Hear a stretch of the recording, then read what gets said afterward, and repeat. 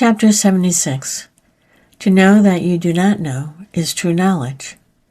Maharaj, there is the body. Inside the body appears to be an observer, and outside, a world under observation. The observer and his observation, as well as the world observed, appear and disappear together. Beyond it all, there is void. This void is one for all. Questioner. What you say appears simple, but not everyone would say it. It is you, and you alone, who talks of the three and the void beyond. I see the world only, which includes all. M. Even the I am? Q.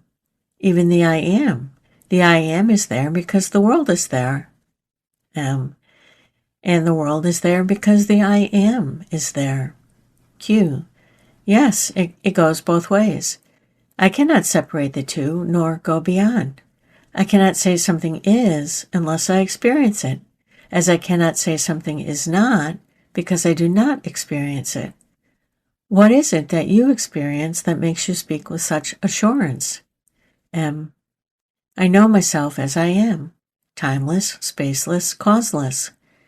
You happen not to know, being engrossed as you are in other things. Q. Why am I so engrossed? M. Because you are interested. Q.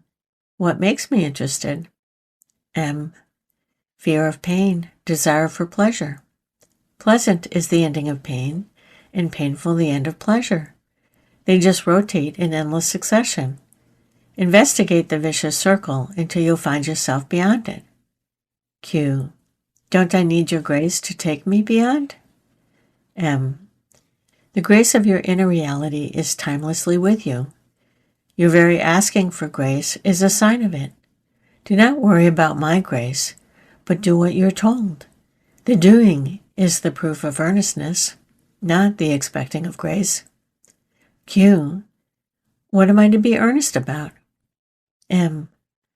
Assiduously investigate everything that crosses your field of intention. With practice, the field will broaden and investigation deepen until they become spontaneous and limitless. Q. Are you not making realization the result of practice? Practice operates within the limitation of physical existence.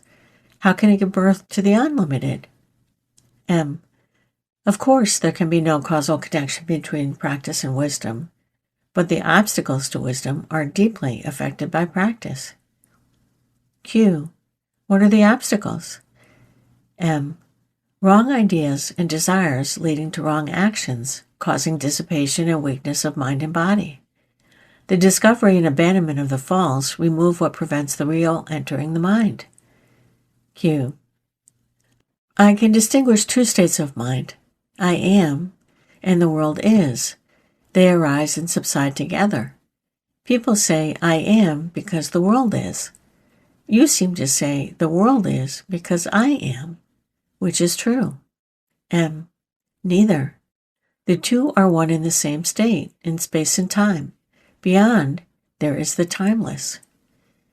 Q. What is the connection between time and the timeless? M. The timeless knows the time does not know the timeless. All consciousness is in time, and to it the timeless appears unconscious.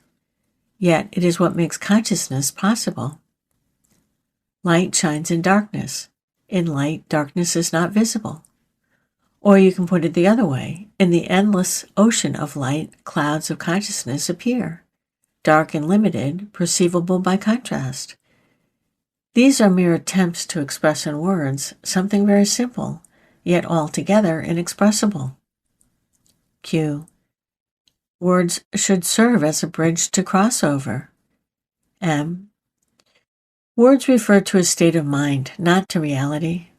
The river, the two banks, the bridge across, these are all in the mind. Words alone cannot take you beyond the mind. There must be the immense longing for truth, or absolute faith in the Guru. Believe me, there is no goal, nor a way to reach it. You are the way and the goal. There's nothing else to reach except yourself. All you need is to understand, and understanding is the flowering of the mind. The tree is perennial, but the flowering and the fruit-bearing come in season. The seasons change, but not the tree.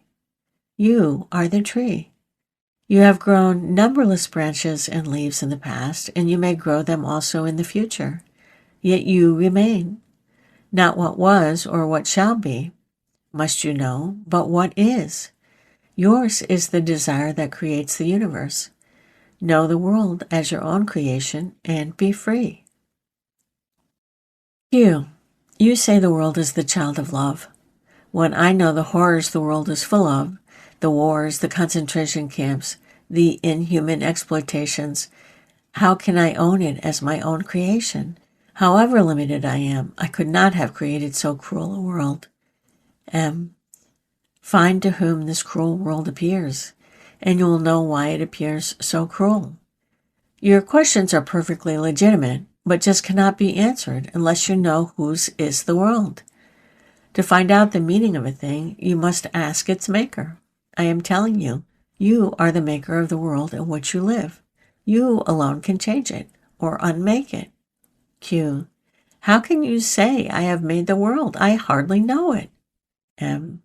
There's nothing in the world that you cannot know when you know yourself. Thinking yourself to be the body, you know the world as a collection of material things. When you know yourself as a center of consciousness, the world appears as the ocean of the mind. When you know yourself as you are in reality, you know the world as yourself. Q. It all sounds very beautiful, but does not answer my question. Why is there so much suffering in the world? M. If you stand aloof as observer only, you will not suffer. You will see the world as a show, a most entertaining show indeed. Q. No, this is Leela theory. I shall not have it. The suffering is too acute and all-pervading. What a perversion to be entertained by a spectacle of suffering. What a cruel God are you offering me? M. The cause of suffering is in the identification of the perceiver with the perceived. Out of it, desire is born, and with desire, blind action, unmindful of results. Look around, and you'll see suffering is a man-made thing. Q. Were a man to create his own sorrow only, I would agree with you. But in his folly, he makes others suffer. A dreamer has his own private nightmare, and none other suffers but himself. But what kind of dream is it that plays havoc in the lives of others? M. Descriptions are many and contradictory. Reality is simple. All is one. Harmony is the eternal law. None compels to suffer. It's only when you try to describe and explain that the words fail you. Q. I remember Gandhiji telling me once that the self is not bound by the law of nonviolence, ahimsa. The self has the freedom to impose suffering on its expressions in order to set them right. M. On the level of duality it may be so, but in reality there's only the source, dark in itself, making everything shine. Unperceived, it causes perception. Unfelt, it causes feeling. Unthinkable, it causes thought. Non-being, it gives birth to being. It is the immovable background of motion. Once you are there, you are at home everywhere. Q. If I am that, then what causes me to be born? M. The memory of the past unfulfilled desires traps energy, which manifests itself as a person. When its charge gets exhausted, the person dies. Unfulfilled desires are carried over into the next birth. Self-identification with the body creates ever fresh desires, and there is no end to them, unless this mechanism of bondage is clearly seen.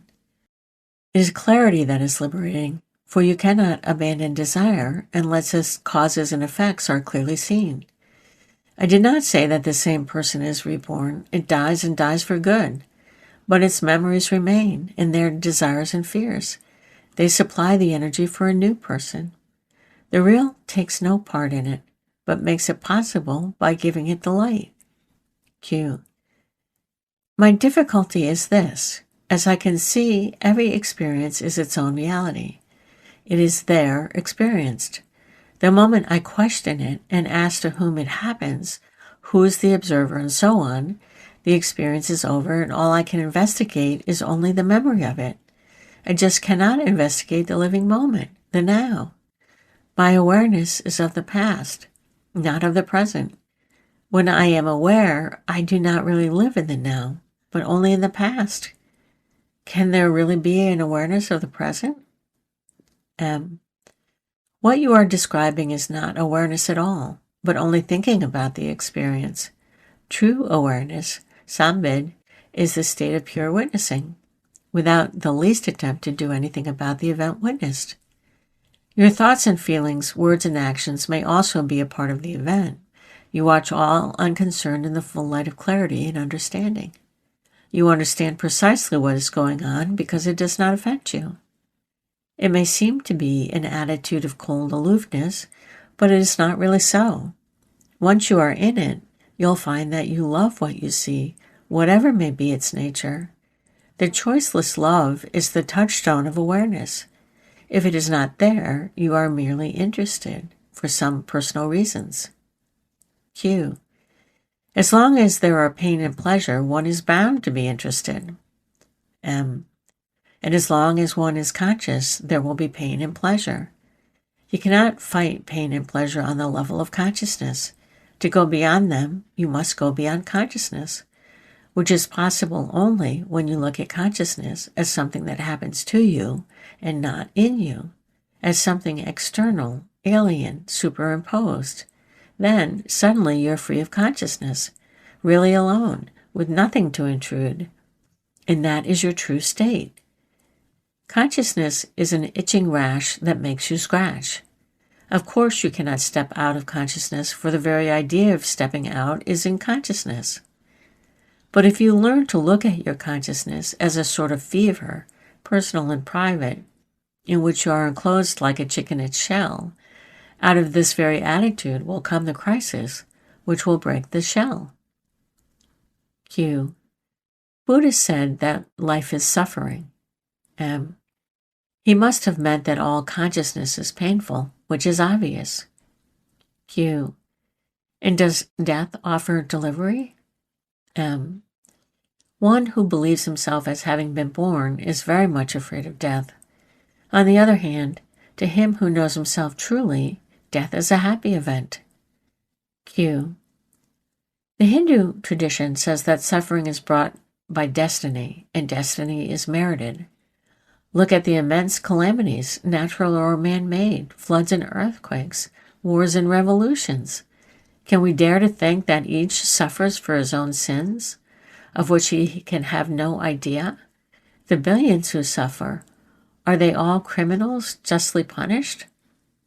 M. Must one suffer only for one's own sins? Are we really separate? In this vast ocean of life, we suffer for the sins of others, and make others suffer for our sins. Of course, the law of balance rules supreme, and accounts are squared in the end. But while life lasts, we affect each other deeply. Q. Yes, as the poet says, no man is an island. M. At the back of every experience is the self, and its interest in the experience. Call it desire, call it love, words do not matter. Q. Can I desire suffering? Can I deliberately ask for pain? Am I not like a man who made for himself a downy bed, hoping for a good night's sleep, and then he's visited by a nightmare, and he tosses and screams in his dream? Surely it's not the love that produces nightmares. M. All suffering is caused by selfish isolation, by insularity and greed. When the cause of suffering is seen and removed, suffering ceases. Q.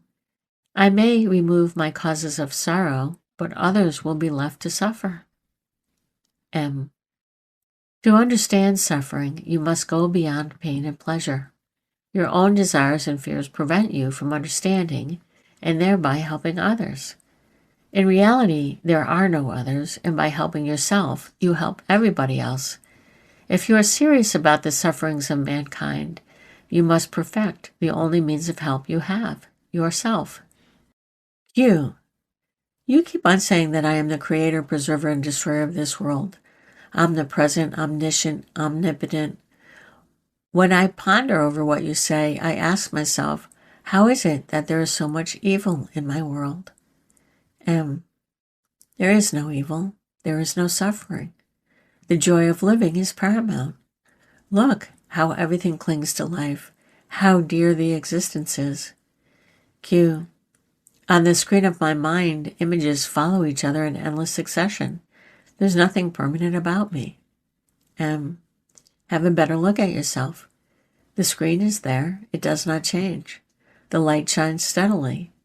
Only the film in between keeps moving and causes pictures to appear. You may call the film destiny. Q. What creates destiny? M. Ignorance is the cause of inevitability. Q. Ignorance of what? M. Ignorance of yourself, primarily. Also ignorance of the true nature of things, of their causes and effects. You look around without understanding and take appearances for reality. You believe you know the world and yourself, but it is only your ignorance that makes you say, I know. Begin with the admission that you do not know and start from there. There is nothing that can help the world more than your putting an end to ignorance. Then you need not do anything in particular to help the world. Your very being is help, action or no action. Q. How can ignorance be known? To know ignorance presupposes knowledge. M. Quite right. The very admission, I am ignorance, is the dawn of knowledge. An ignorant man is ignorant of his ignorance. You can say that ignorance does not exist, for the moment it is seen, it is no more. Therefore, you may call it unconsciousness or blindness. All you see around and within you is what you do not know and do not understand, without even knowing that you do not know and do not understand. To know that you do not know and do not understand is true knowledge, the knowledge of a humble heart. Q. Yes, Christ said, blessed are the poor in spirit. M. Put it as you like. The fact is that knowledge is of ignorance only. You know that you do not know. Q. Will ignorance ever end? M. What is wrong with not knowing? You need not know all. Enough to know that you need to know. The rest can look after itself without you knowing how it does it. What's important is that your unconscious does not work against the conscious, that there is integration on all levels. To know is not so very important. Q. What you say is correct psychologically, but when it comes to knowing others, knowing the world, my knowing that I do not know does not help much. M. Once you are inwardly integrated, outer knowledge comes to you spontaneously. At every moment of your life, you know what you need to know. In the ocean of the universal mind, all knowledge is contained. It is yours on demand. Most of it you may never need to know, but it is yours all the same. As with knowledge, so it is with power. Whatever you feel needs to be done happens unfailingly. No doubt, God attends to this business of managing the universe, but He is glad to have some help. When the helper is selfless and intelligent, all the powers of the universe are for him to command. Q. Even the blind powers of nature? M. There are no blind powers. Consciousness is power. Be aware of what needs to be done, and it will be done. Only keep alert and quiet. Once you reach your destination and know your real nature, your existence becomes a blessing to all. You may not know, nor will the world know, yet the help radiates. There are people in the world who do more good than all the statesmen and philanthropists put together. They radiate light and peace with no intention or knowledge. When others tell them about the miracles they worked, they also are wonderstruck. Yet taking nothing as their own, they are neither proud nor do they crave for reputation. They are just unable to desire anything for themselves, not even the joy of helping others. Knowing that God is good, they are at peace. Chapter 77. I and mine are false ideas. Questioner. I'm very much attached to my family and possessions. How can I conquer this attachment? Maharaj, this attachment is born along with the sense of me and mine. Find the true meaning of these words, and you will be free of all bondage. You have a mind which is spread in time. One after another, all things happen to you, and the memory remains. There's nothing wrong in it. The problem arises only when the memory of past pains and pleasures, which are essential to all organic life, remains as a reflex, dominating behavior. This reflex takes the shape of I and uses the body and the mind for its purposes, which are invariably in search for pleasure or flight from pain. When you recognize the I as it is, a bundle of desires and fears, and the sense of mine as embracing all things and people needed for the purpose of avoiding pain and securing pleasure, you will see that the I and the mine are false ideas, having no foundation in reality. Created by the mind, they rule their creator as long as it takes them to be true. When questioned, they dissolve. The I and mine, having no existence in themselves, need a support which they find in the body. The body becomes their point of reference. When you talk of my husband and my children, you mean the body's husband and the body's children. Give up the idea of being the body and face the question, who am I? At once a process will be set in motion which will bring back reality, or rather will take the mind to reality. Only you must not be afraid. Q. What am I to be afraid of? M. For reality to be, the ideas of me and mine must go. They will go if you let them. Then your normal natural state reappears, in which you are neither the body nor the mind, neither the me nor the mine, but in a different state of being altogether. It's pure awareness of being, without being this or that, without any self-identification with anything in particular or in general. In that pure light of consciousness, there's nothing, not even the idea of nothing. There's only light. Q. There are people whom I love. Must I give them up? M. You'll only let go your hold on them. The rest is up to them. They may lose interest in you or may not. Q. How could they? Are they not my own? M. They are your bodies, not your own. Or better, there is none who is not your own. Q. And what about my possessions? M. When the mind is no more, where are your possessions? Q. Please tell me, must I lose all by losing the I? M. You may or you may not. It will be all the same to you. Your loss will be somebody's gain. You will not mind. Q. If I do not mind, I shall lose all. M. Once you have nothing, you have no problems. Q. I am left with a problem of survival. M. It is the body's problem, and it will solve it by eating, drinking, and sleeping. There's enough for all, provided all share.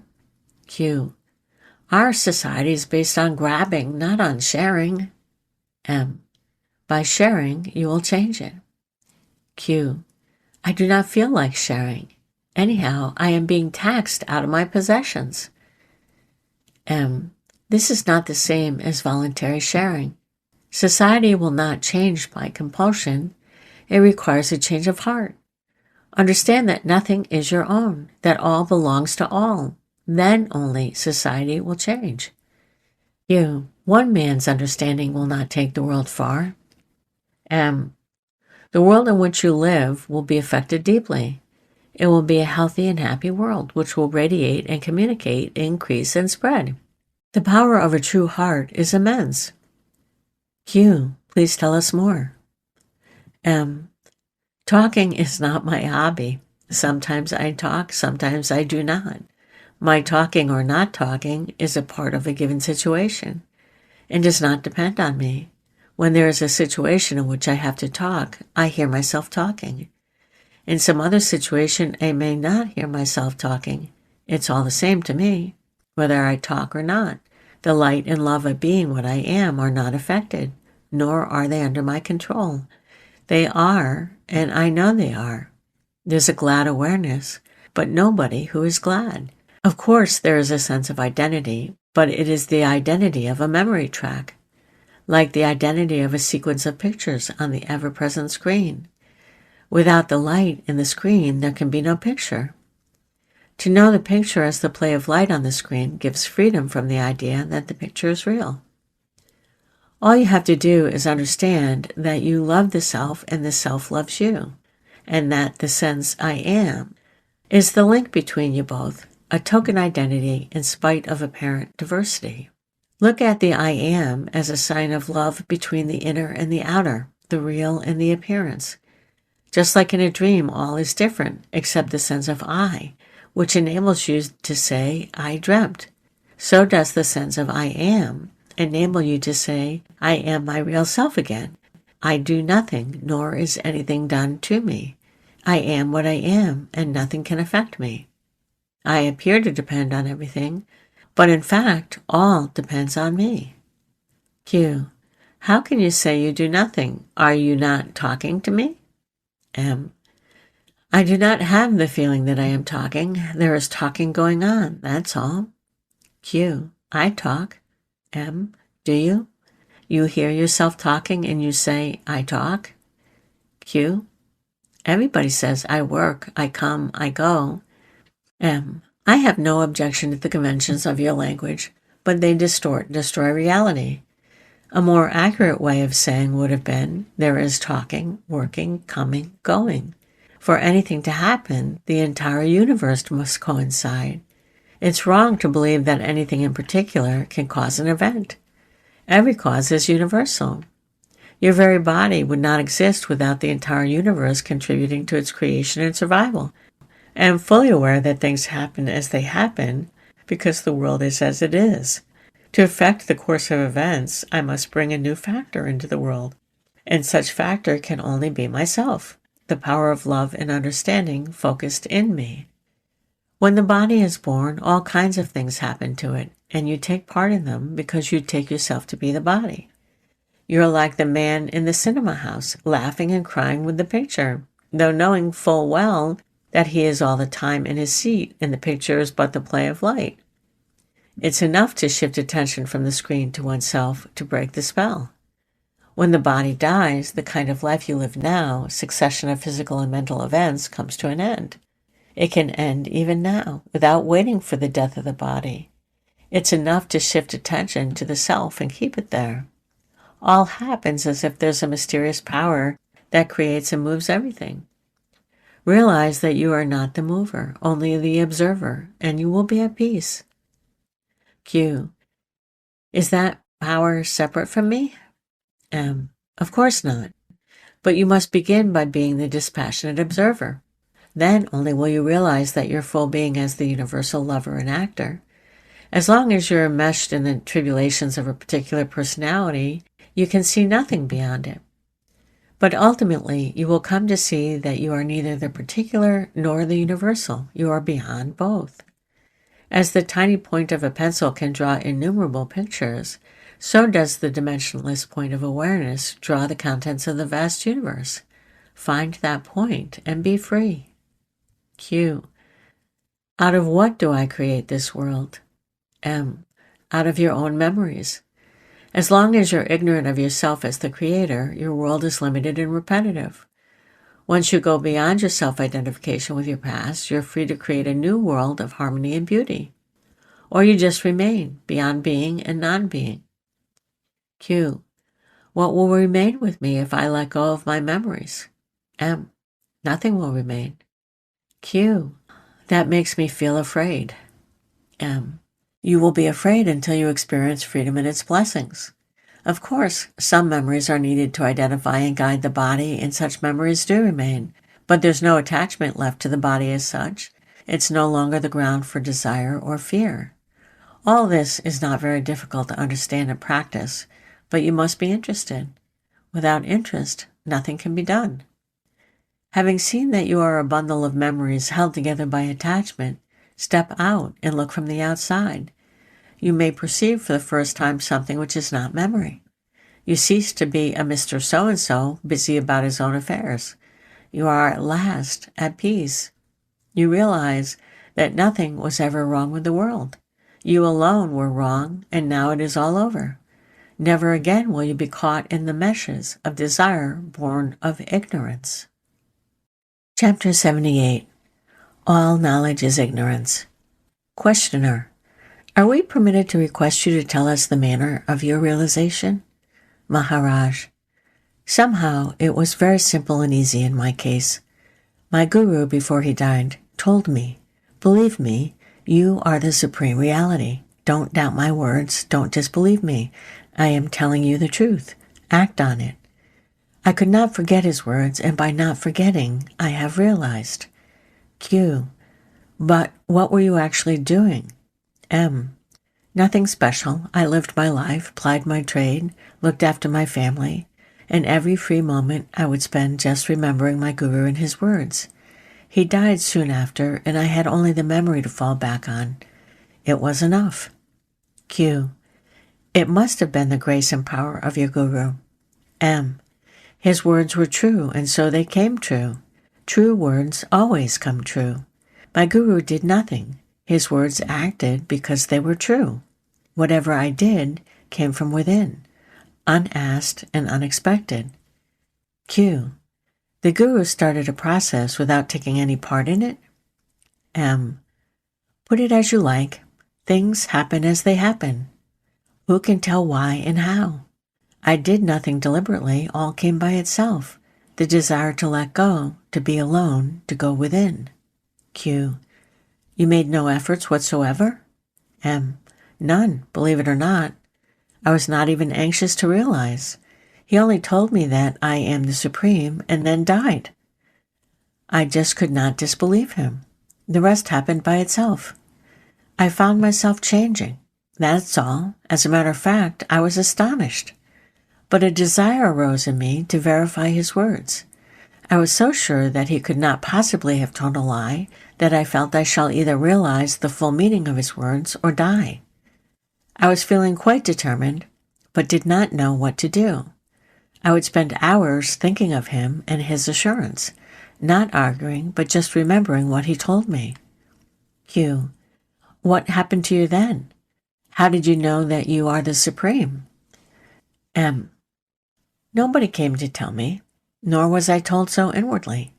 In fact, it was only in the beginning, when I was making efforts, that I was passing through some strange experiences, seeing lights, hearing voices, meeting gods and goddesses, and conversing with them. Once the guru told me, "You are the supreme reality," I ceased having visions and trances and became very quiet and simple.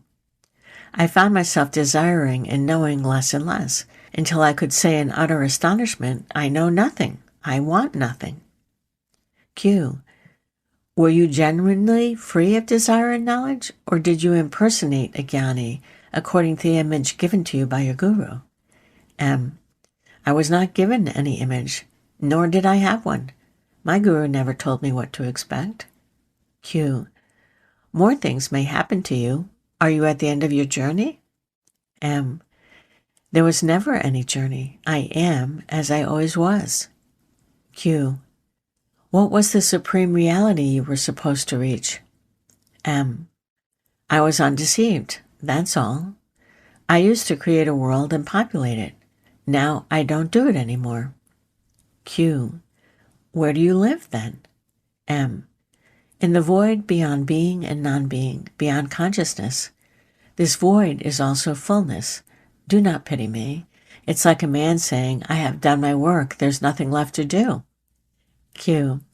You are giving a certain date to your realization. It means something did happen to you at that date. What happened? M. The mind ceased producing events. The ancient and ceaseless search stopped. I wanted nothing, expected nothing, accepted nothing as my own. There was no me left to strive for.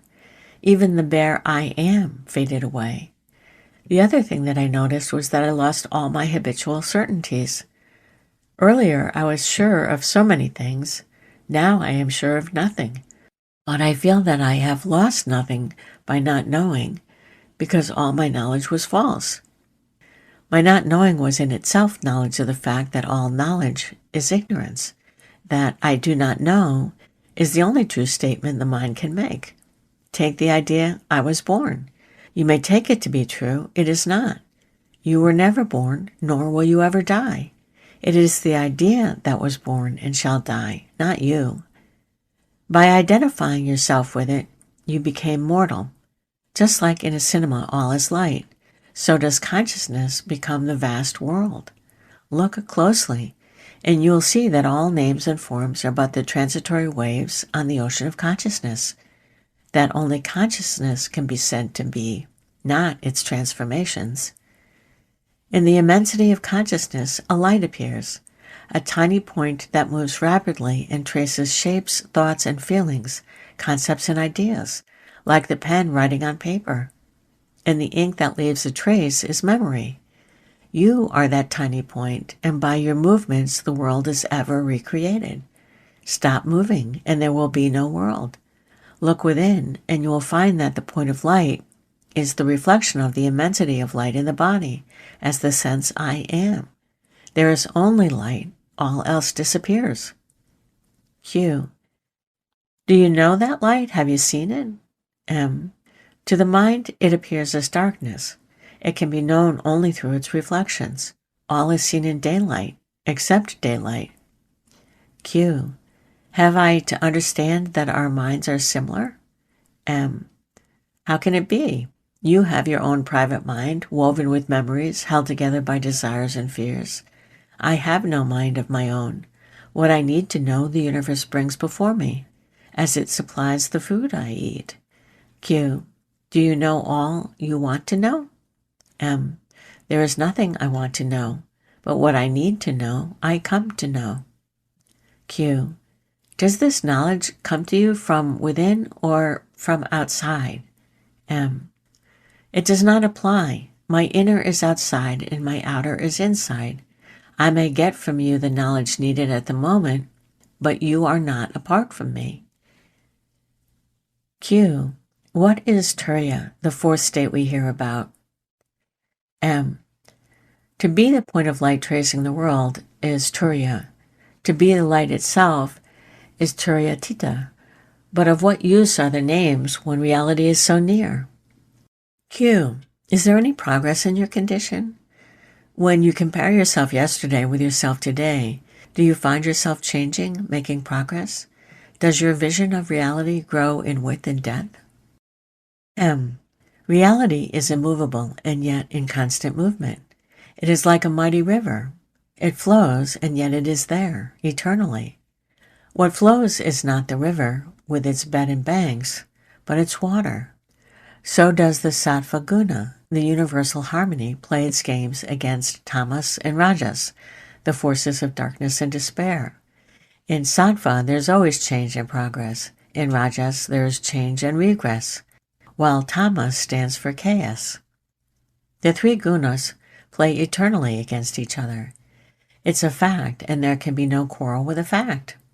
Q. Must I always go dull with tamas and desperate with rajas? What about sattva? M.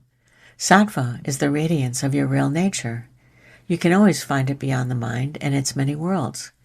But if you want a world, you must accept the three gunas as inseparable: matter, energy, life, one in essence, distinct in appearance. They mix and flow in consciousness.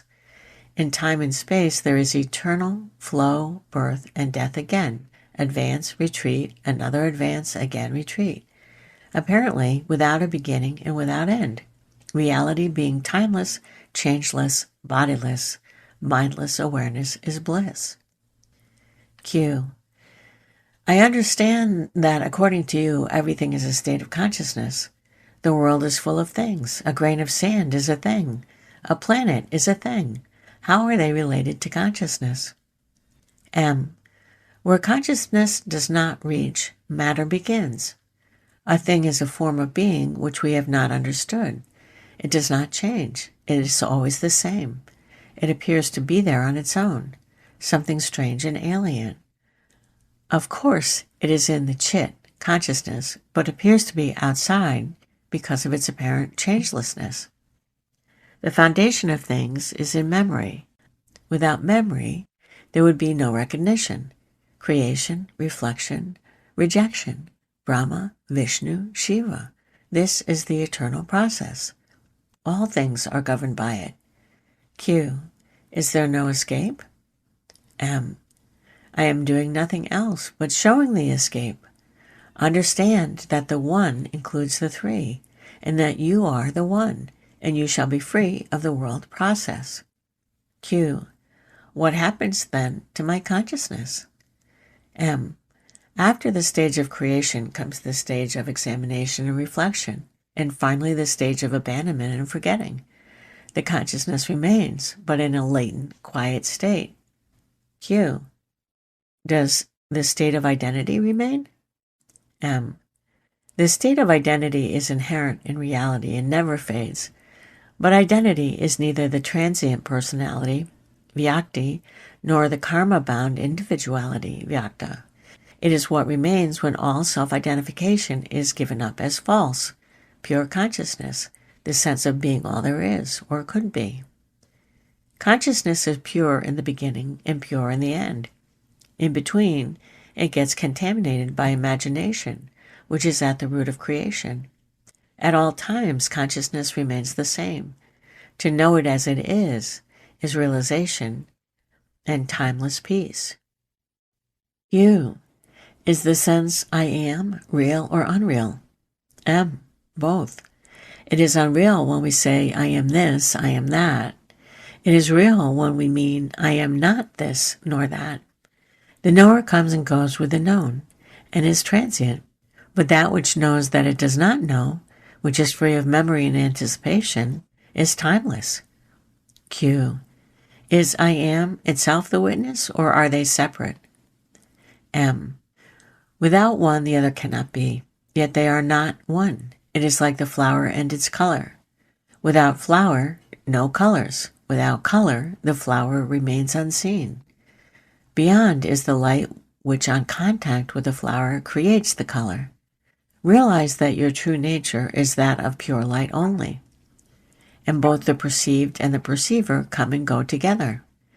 That which makes both possible and yet is neither is your real being, which means not being a this or that, but pure awareness of being and not being.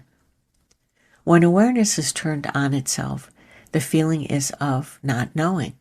When it is turned outward, the knowables come into being. To say I know myself is a contradiction in terms, for what is known cannot be myself. Q. If the self is forever the unknown, what then is realized in self-realization? M. To know that the known cannot be me nor mine is liberation enough.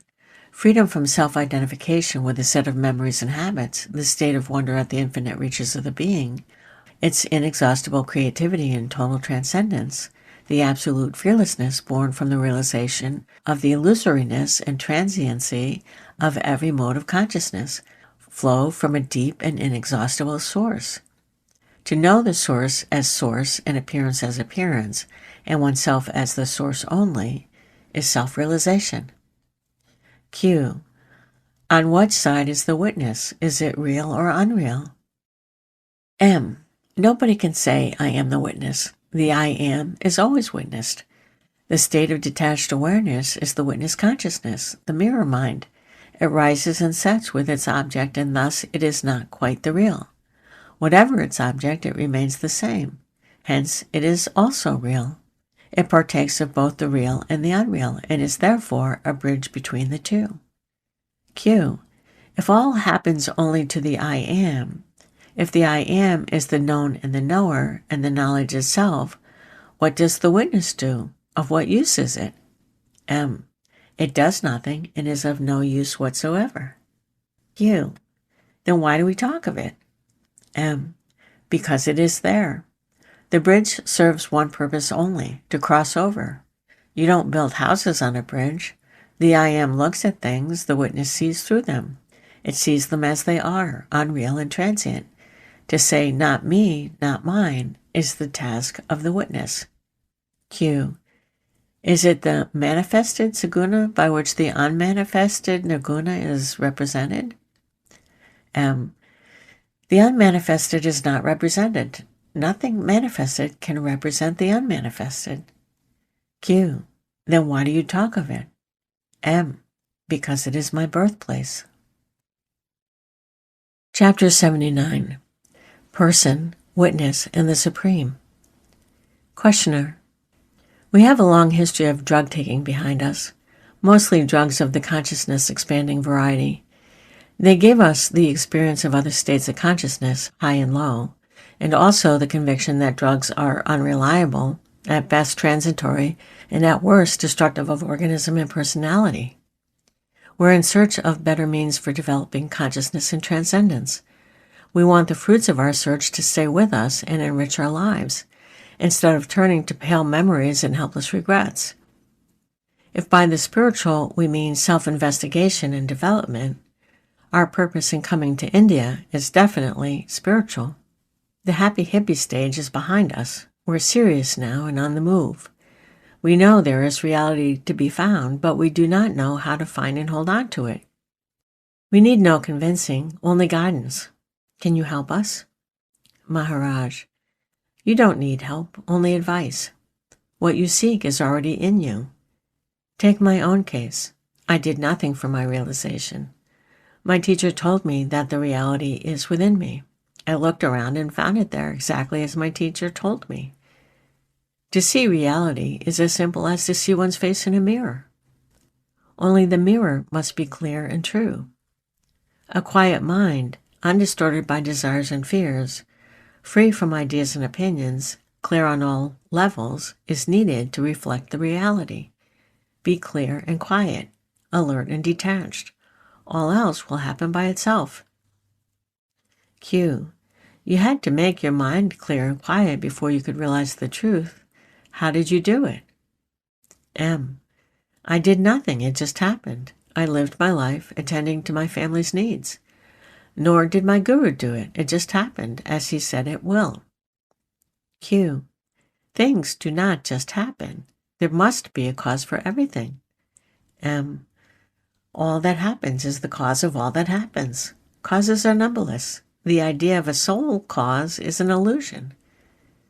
Q. You must have been doing something specific, some meditation or yoga. How can you say that realization will happen on its own? M. Nothing specific. I just lived my life. Q. I am amazed. M. So was I. But what was there to be amazed at? My teacher's words came true. So what? He knew me better than I knew myself, that's all. Why search for causes? In the very beginning, I was giving some attention and time to the sense I am, but only in the beginning. Soon after my guru died, I lived on. His words proved to be true, that's all. It's all one process. You tend to separate things in time and then look for causes. Q. What is your work now? What are you doing? M. You imagine being and doing as identical. It is not so. The mind and the body move and change and cause other minds and bodies to move and change, and that is called doing, action. I see that it is in the nature of action to create further action, like fire that continues by burning. I neither act nor cause others to act. I am timelessly aware of what is going on. Q. In your mind or also in others' minds? M. There is only one mind, which swarms with ideas. I am this, I am that, this is mine, that is mine. I am not the mind, never was, nor shall be. Q. How did the mind come into being? M. The world consists of matter, energy, and intelligence. They manifest themselves in many ways. Desire and imagination create the world, and intelligence reconciles the two and causes a sense of harmony and peace. To me it all happens. I am aware, yet unaffected. Q. You cannot be aware yet unaffected. That's a contradiction in terms. Perception is change. Once you have experienced a sensation, memory will not allow you to return to the former state. M. Yes, what is added to memory cannot be erased easily, but it can surely be done, and in fact I am doing it all the time. like a bird on its wings. I leave no footprints. Q. Has the witness name and form, or is it beyond these? M. The witness is merely a point in awareness. It has no name and form. It's like the reflection of the sun in a drop of dew. The drop of dew has name and form, but the little point of light is caused by the sun. The clearness and smoothness of the drop is a necessary condition, but not sufficient by itself. Similarly, clarity and silence of the mind are necessary for the reflection of reality to appear in the mind, but by themselves they are not sufficient. There must be reality beyond it. Because reality is timelessly present, the stress is on the necessary conditions. Q. Can it happen that the mind is clear and quiet and yet no reflection appears? M. There is destiny to consider. The consciousness is in the grip of destiny. It is destiny, in fact. One may have to wait. But however heavy may be the hand of destiny, it can be lifted by patience and self-control. Integrity and purity remove the obstacles, and the vision of reality appears in the mind. Q. How does one gain self-control? I am so weak-minded. M. Understand first that you are not the person you believe yourself to be. What you think yourself to be is mere suggestion or imagination. You have no parents, you were not born, nor will you die. Either trust me when I tell you so, or arrive to it by study and investigation. The way of total faith is quick. The other is slow but steady. Both must be tested in action. Act on what you think is true. This is the way to truth. Q. Are deserving the truth and destiny one and the same? M. Yes, both are in the unconscious. Conscious merit is mere vanity. Consciousness is always of obstacles. When there are no obstacles, one goes beyond it. Q. Will the understanding that I am not the body give me the strength of character needed for self-control? M. When you know that you are neither body nor mind, you will not be swayed by them. You will follow truth wherever it takes you and do what needs to be done, whatever the price to pay. Q. Is action essential for self-realization? M. For realization, understanding is essential. Action is only incidental. A man of steady understanding will not refrain from action. Action is the test of truth. Q. Are tests needed? M. If you do not test yourself all the time, you will not be able to distinguish between reality and fancy. Observation and close reasoning help to some extent, but reality is paradoxical. How do you know that you've realized unless you watch your thoughts and feelings, words and actions, and wonder at the changes occurring in you without you knowing why and how? It is exactly because they are so surprising that you know they are real. The foreseen and expected is rarely true. Q. How does the person come into being? M. Exactly as a shadow appears when light is intercepted by the body, so does the person arise when pure self-awareness is obstructed by the I am the body idea. And as the shadow changes shape and position according to the lay of the land, so does the person appear to rejoice and suffer, rest and toil, find and lose, according to the pattern of destiny. When the body is no more, the person disappears completely without return. Only the witness remains, and the great unknown. The witness is that which says, I know. The person says, I do. Now, to say I know is not untrue, it's merely limited. But to say I do is altogether false, because there is nobody who does. All happens by itself, including the idea of being a doer. Q. Then what is action? M. The universe is full of action, but there is no actor. There are numberless persons, small and big and very big, who, through identification, imagine themselves as acting. But it does not change the fact that the world of action, Mahakash, is one single whole in which all depends on and affects all. The stars affect us deeply, and we affect the stars. Step back from action to consciousness. Leave action to the body and the mind. It is their domain. Remain as pure witness, till even witnessing dissolves in the supreme. Imagine a thick jungle full of heavy timber. A plank is shaped out of the timber, and a small pencil is made from it.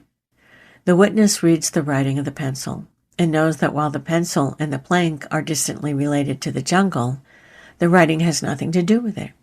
It's totally superimposed, and its disappearance just does not matter. The dissolution of personality is followed always by a sense of great relief, as if a heavy burden has fallen off.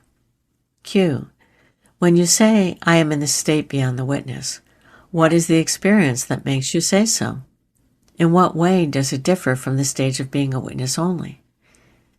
M. It is like washing printed cloth. First, the design fades, then the background, and in the end, the cloth is plain white. The personality gives place to the witness. Then the witness goes and pure awareness remains. The cloth was white in the beginning and is white in the end. The patterns and colors just happened for a time. Q. Can there be awareness without an object of awareness? M. Awareness with an object we call witnessing. When there is also self-identification with the object caused by desire or fear, such a state is called a person. In reality, there's only one state. When distorted by self-identification, it's called a person. When colored with the sense of being, it is the witness. When colorless and limitless, it is called the supreme. Q. I find that I am always restless, longing, hoping, seeking, finding, enjoying, abandoning, searching again. What is it that keeps me on the boil? M. You are really in search of yourself without knowing it. You are longing for the love worthy, the perfectly lovable. Due to ignorance, you're looking for it in the world of opposites and contradictions. When you find it within, your search will be over. Q.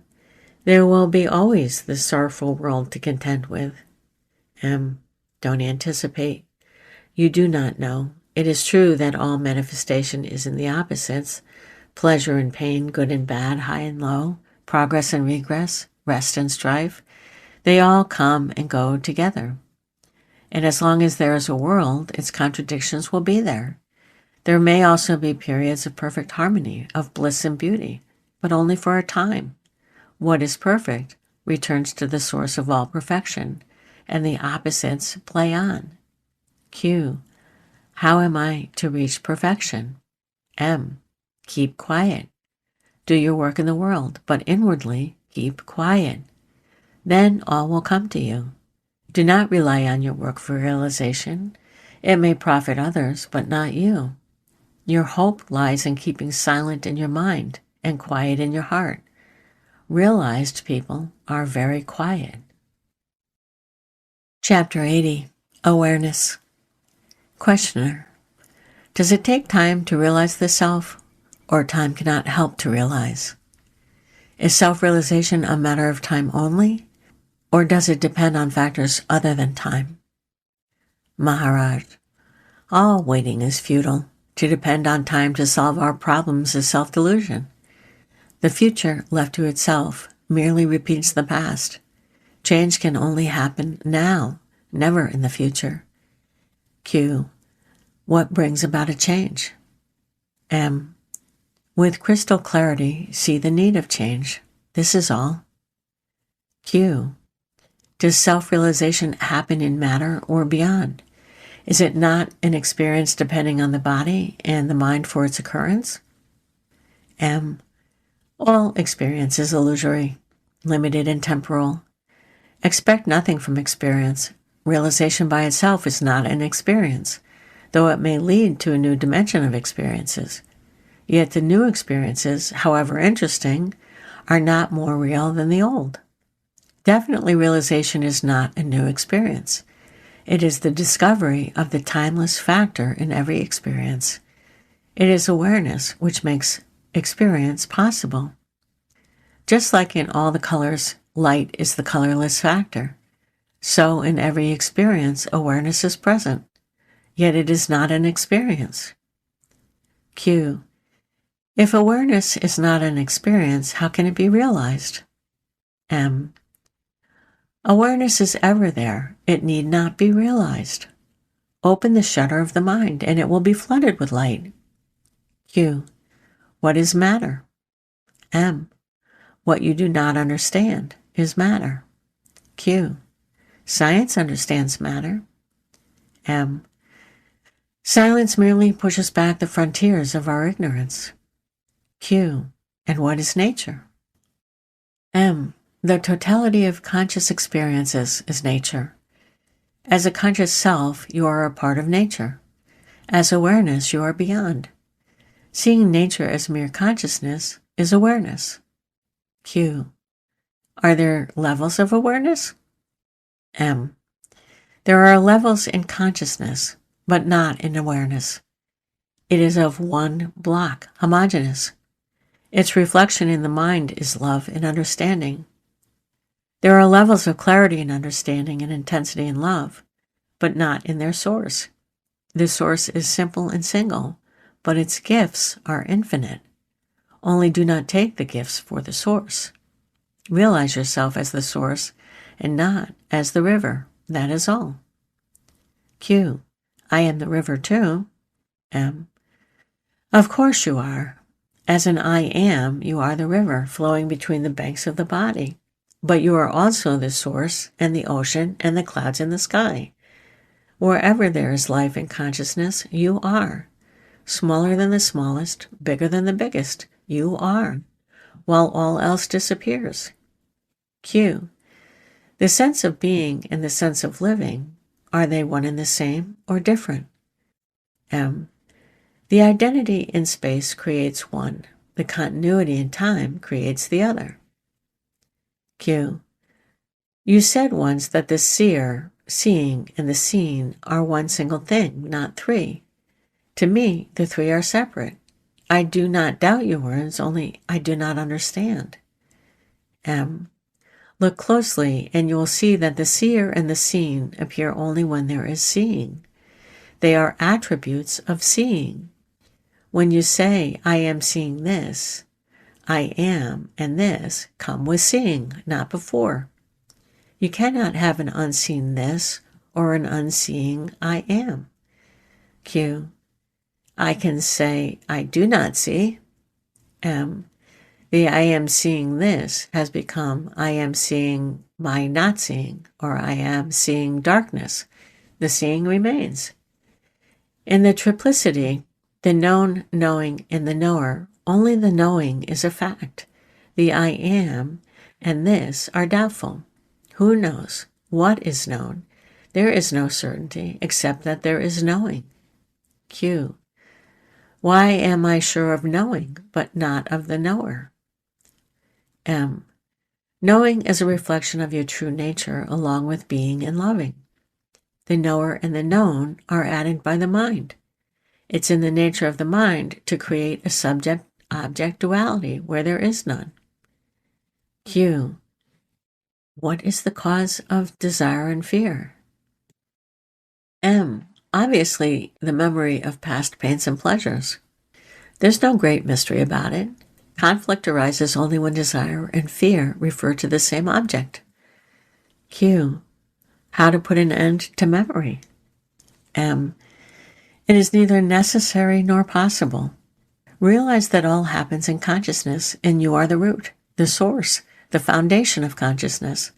The world is but a succession of experiences, and you are what makes them conscious, and yet remain beyond all experience. It's like the heat, the flame, and the burning wood. The heat maintains the flame consumes the wood. Without heat, there would be neither flame nor fuel. Similarly, without awareness, there would be no consciousness nor life, which transforms matter into a vehicle of consciousness. Q. You maintain that without me there would be no world, and that the world and my knowledge of the world are identical. Science has come to a quite different conclusion. The world exists as something concrete and continuous, while I am a byproduct of biological evolution of the nervous system.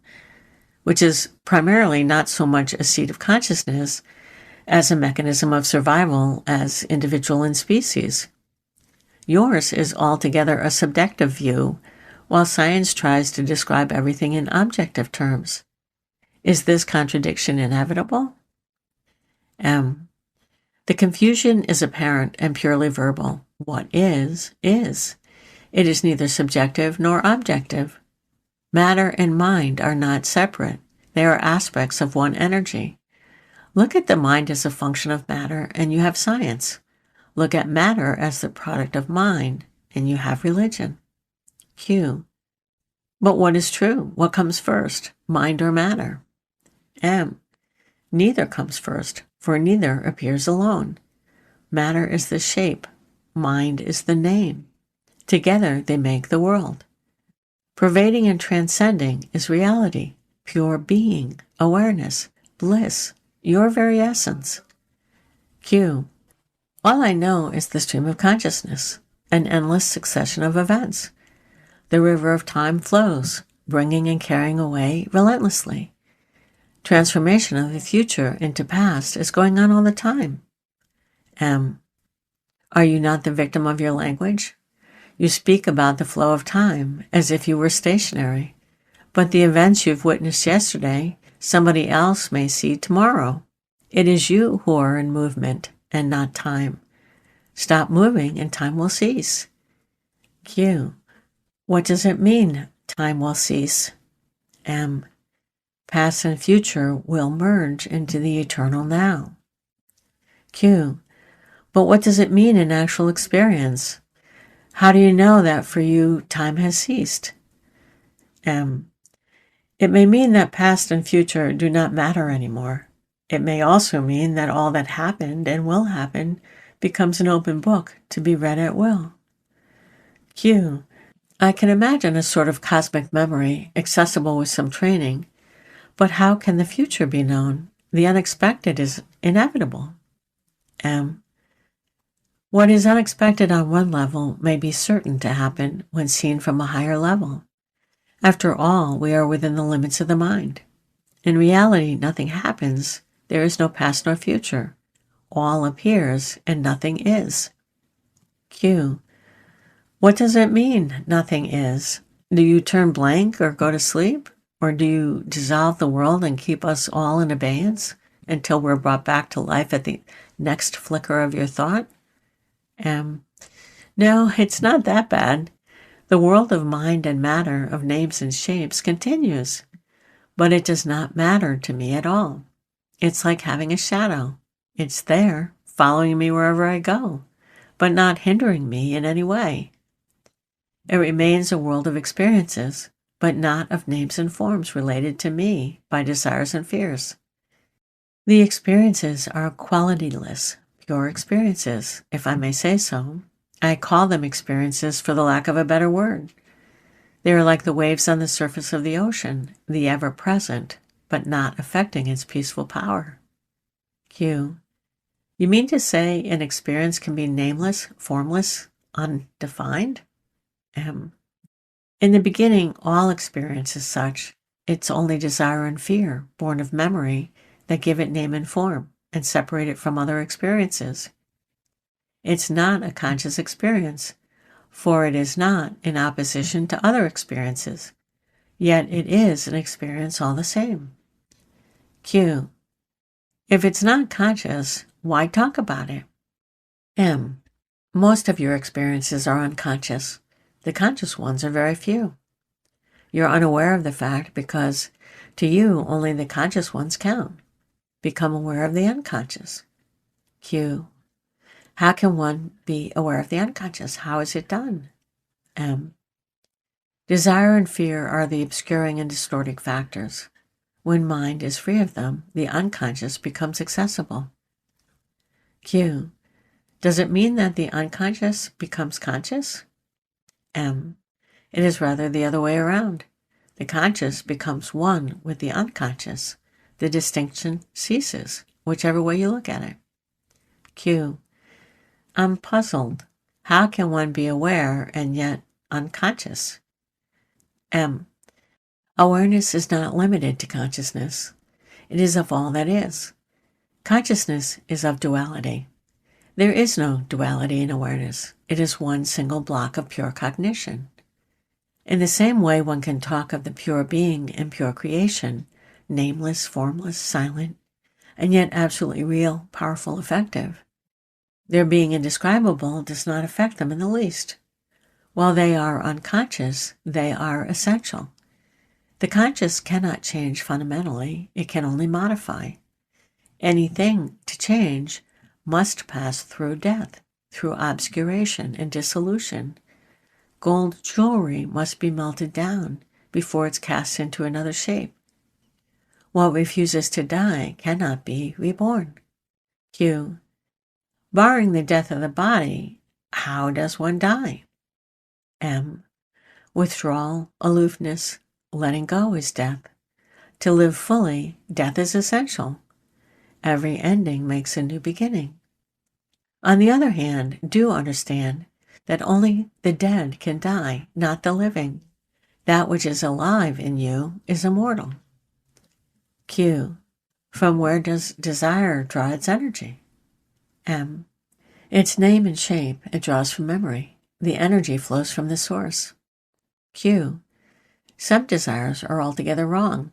How can wrong desires flow from a sublime source? M. The source is neither right nor wrong, nor is desire by itself right or wrong. It's nothing but striving for happiness. Having identified yourself with the speck of a body, you feel lost and search desperately for the sense of fullness and completeness you call happiness. Q. When did I lose it? I never had it. M. You had it before you woke up this morning. Go beyond your consciousness and you will find it. Q. How am I to go beyond? M. You know it already. Do it. Q. That's what you say. I know nothing about it. M. Yet I repeat, you know it. Do it. Go beyond, back to your normal, natural, supreme state. Q. I'm puzzled. M. A speck in the eye makes you think you are blind. Wash it out and look. Q. I do look. I see only darkness. M. Remove the speck and your eyes will be flooded with light. The light is there, waiting. The eyes are there, ready. The darkness you see is but the shadow of the tiny speck. Get rid of it and come back to your natural state.